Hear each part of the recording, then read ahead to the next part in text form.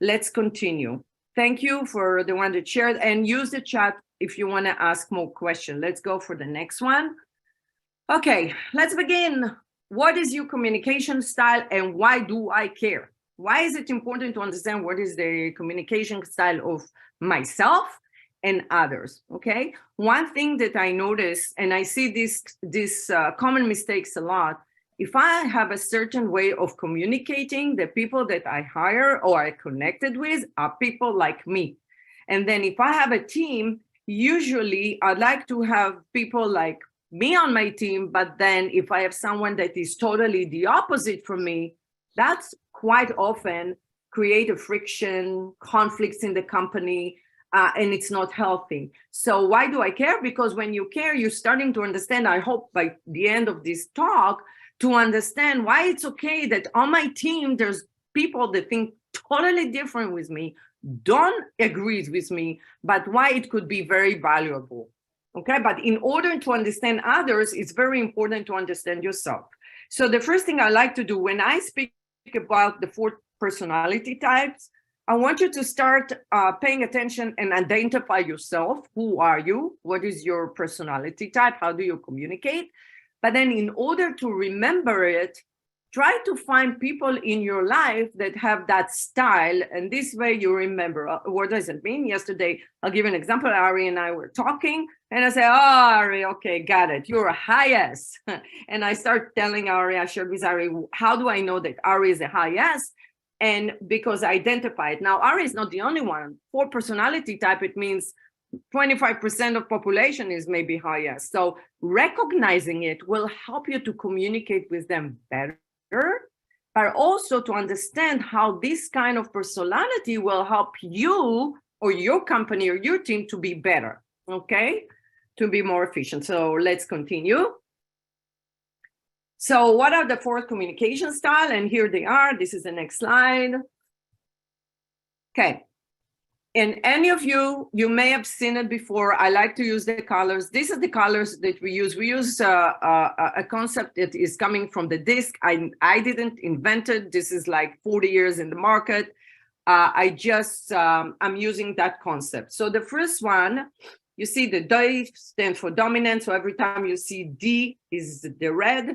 We have the I, the influencer, S for steadiness, C for compliance, and don't worry because I will explain it more in the next few slides. But one thing that is important, and I always hear it, clients come and say, oh, I failed the test. I say, why did you fail the test? Because first of all, it's not a test, it's an assessment to understand yourself. They say, I'm a high D, but I have no C. I said, that's great. When I'm trying to say there is no right and wrong, there's no one that is all 4 of them or all 2 of them 100%. This is beautiful. This is the beauty of it. This is like the DNA of communication and leadership style, okay? So this is only universal language to assess and understand human behavior, okay? This is also for us to understand when they make a decision, when they behave or when they do something, why did they do things in a certain way? And I know it's not clear now, but I will explain it in the next few slides. So let's continue. So using that concept, actually, I can teach you how to fly in business class and pay for premium. Who wants to know? Who wants to know? Flying business class, right? And pay for premium. And it happens, and I show you how. That's toward the end. So let's start. Okay, next slide. So I'm saying it again, there's no good, there's no bad, there's no wrong. We only identifying this style to make you and your team very powerful, also helping you standing in front of potential investors. Guys, so what I'm saying here is like I'm wearing 2 hats here. This is to help you if you have a team. This is also to help you when you're standing instead of potential investors, okay? That's next. So let's start talk a little bit about communication and communication style, okay? You probably have seen it, most of you. And this is a slide that I always like to bring to presentation-wise, because when working with teams, I notice, especially when people create presentation, work on the presentation, whether if it's a slide presentation or speaking in front of investor, they always focus on the words, okay? The problem with words, it's only 7% of communication. And we forget that it's also tonality and physiology, okay? So please, it's great that you put 7%, you pay attention to the words, but don't forget there's not just that. And why words are important. I notice as an Israelis, we have quite often the tendency to be more commending, must, have to, need to, okay? Pay attention when you maybe work with Israeli to Israeli, that may work, okay? Maybe, because sometimes some Israelis doesn't like it. But when you work with people in the other side of the world, you use must, have to, need to, that's triggers for them. That's a triggers. And guess what? The tonality, you see the tonality is 38%. This is a tonality of the email and the text. So it's not just the tonality, the way we sound, it's also the way they read it. And here is something I want to bring back to your attention. When you send an email and the email is demanding, people will read it. Maybe you meant to say it nicely. Hey, this must be done next week. Can you do it?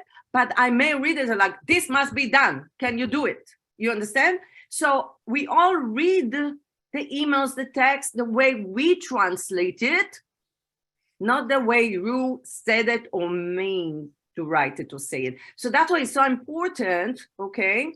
Pay attention to the language of your words. This is number one. Definitely when you talk, it's so important to pay attention to the tonality, because I've seen it. People stand in front of potential investors and the voice is not convincing. If I'll talk to you right now and I say, well, 38% is the tonality, and it's like a question mark. Now, would you trust me? No.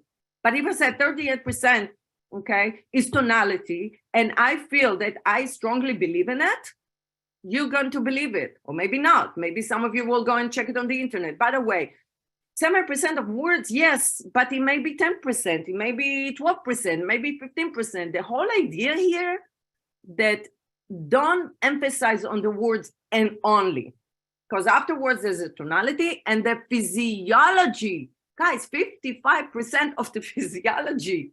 So when people practice their presentation, the one thing I said is like, stand up and talk to me, because I want to see the physiology. Don't just, and the presentation can be perfect.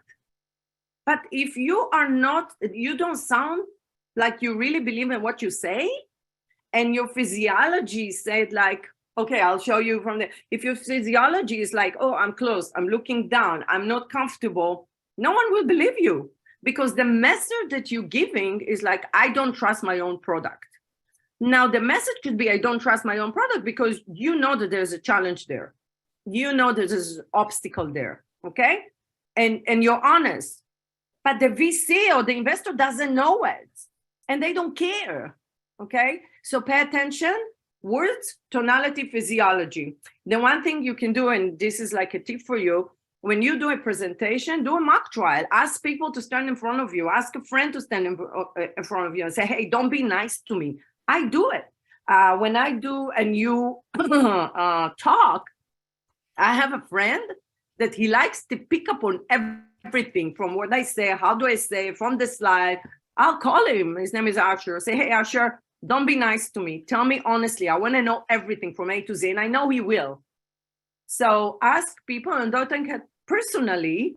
Just say, hey, tell me everything, and then how you can improve. Is that okay? Any question about how do we communicate? Okay, something else. And if you have questions, please use the chat, and or if there's questions.